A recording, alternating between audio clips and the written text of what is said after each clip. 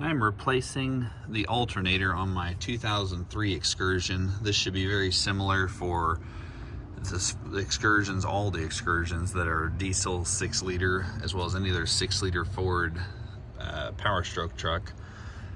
They should be very similar to this. On this model vehicle, they've got a handy little feature here that if you don't know about, you're missing out. Right down here around the pulleys, the tensioner. It's gonna be hard to get to. Maybe I can show you with a pointer. Let's see here. So right down below the alternator, right between these pulleys, if I can figure out where my pointer is. There we go. Right there. That little lever, that little piece of metal underneath the pulleys. Zoom out so you can kind of see where I am. So come down from your alternator, there's your tensioner, and right behind your tensioner is a little lever arm. And what that does is that'll help take the pressure, take the tension rather, off of your serpentine belt. This works best with 2 people, but effectively what you're gonna do is grab your serpentine belt and just pull it real hard until you get the tension pulled up on that tensioner down there.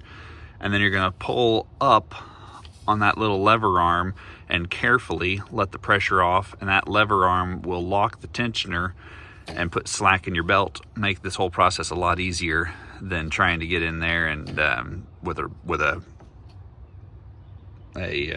ratchet and pull the pressure off. So you just pull this, you lift up on that little tension relief arm, and then you slowly put the tension back on, and that'll lock your tensioner in place. And then you can take your parts off here. When you get done, you restring the belt where you want it, and then you just pull and release, and that'll release the tensioner as well. So that'll re-engage it. There's no need to stick your hand back down there once you've released the pressure on it. Tension, not pressure. And then you're gonna need a 13mm here and a 10mm right on the back of this battery charge cable up here. And you'll want to make sure you do a good, careful job releasing your electrical connector on the back of the alternator here so you don't tear that up. Alrighty, I'm gonna set the camera up and we'll get started. Okay, this is the hardest part of this process, is getting the tension off of this belt, especially if you're not using a ratchet or a breaker bar. What you're gonna do is just grab onto this belt, and you're gonna pull pretty hard and get down there where you can push that tab in place. You'll kind of feel it pop into place. Get your fingers out of the way before you let go of that belt. But there she is. There's no tension on that belt. And then usually get a little bungee cord, strap it to the hood or somewhere that's not gonna slam your hood, but get a hold of this serpentine belt so that it doesn't just pop back down there and fall off all the other pulleys.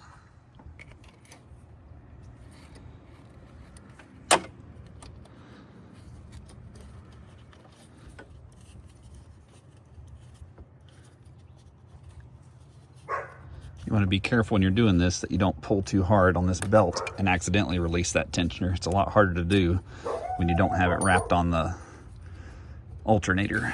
Okay, I'm just gonna put this little lightweight bungee cord up here.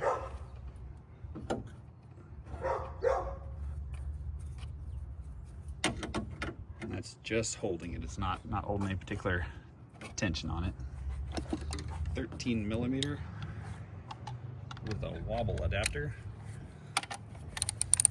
Break these loose by hand first.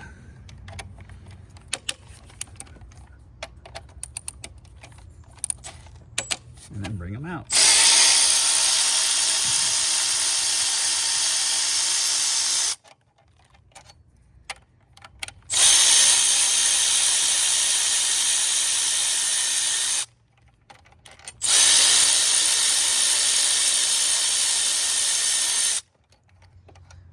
Already disconnected the electrical to this, so we don't have anything shorting and arcing. Make sure it's cooled off. Old one comes out, new one goes in. And then real quick, something I realized after I did it. I undid the wrong nut off the alternator. I was trying to figure out why it's so hard to get to the one on the back. You're not supposed to take the one off the back. Right underneath this little rubber boot, that is the 10mm you're supposed to take loose. However, since I'm putting a reman unit back in here that has a little bit of damage, I will probably be saving this. I may not put it on right now, but I'm going to save it and use it later if I need it. So the 10mm is on the top, not on the back.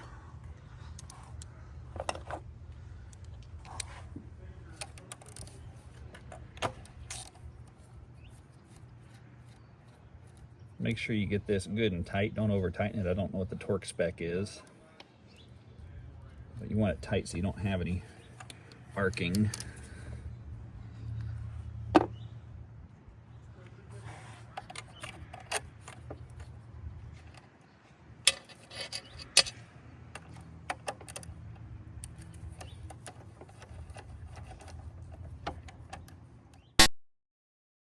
Now that I've got that tightened down, torque down, I'm going to tighten this just a little bit.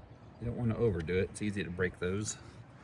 That is basically the end of this. We're going to put this belt back on here. Double check and make sure it's lined up with all the rest of the pulleys and tensioners before you do this. Then all you're going to do is just pull it, and that'll release that clip. Come on. There it goes. Well, I did not see what I was doing down there, and it is not lined up.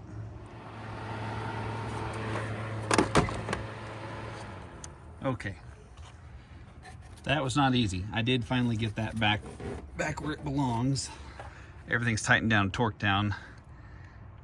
What I finally had to do was get it mostly back on the pulleys. I wasn't able to get a tension relieving wrench in there. Once I got it lined up on the pulleys, I briefly used the starter, hot wired the starter to get it to finish putting it back on the pulleys. You just have to make sure you get it the right direction on the pulleys to start with. Anyway, that's back on there. I'm gonna fire her up and we'll see what the voltage does. We'll see how well this shows up. Sometimes these little readouts don't show up well on digital cameras. I'm getting 14.2 volts, which is almost exactly what I was hoping for. Usually you want between 14 and, I mean at the lowest probably about 13 volts, but about 14 to 14.7 is what most of my Fords have run when they had new alternators in them. Even though it's a 12 volt system, in order to charge a 12 volt battery to full, you have to put in more than 12 volts. So when it's running, they typically run in the 14 volt area. So it appears it's working fine. These things will fluctuate when you're accelerating or slowing down or changing anything, turning on fans. You're gonna have some fluctuation, but it shouldn't be more than a volt of fluctuation typically, unless you're running a big sound system maybe, or something that drains those batteries. So, looks good. I'm gonna say it's a good alternator. I'm gonna keep the old one for parts, but looks good. Thanks for watching. If it was helpful, please consider liking, subscribing, follow the channel if you'd like to see more content like this. And most of these are viewer recommendations for videos, so if there's something you'd like to see done, these trucks are breaking down all the time. We've got 3 of these Excursions and a couple other Fords, an old 7.3 F350, and they're all breaking down all the time. So there's always projects. I don't record all the projects. If someone wants a video put out on one of these vehicles, go ahead and drop it in the comments below, and I'll take a look at those. I read and respond to all the comments, or I try to, and that's where we get our ideas from. So if you want to see something, put it below. Thanks again. Have a good one. Hope it was helpful.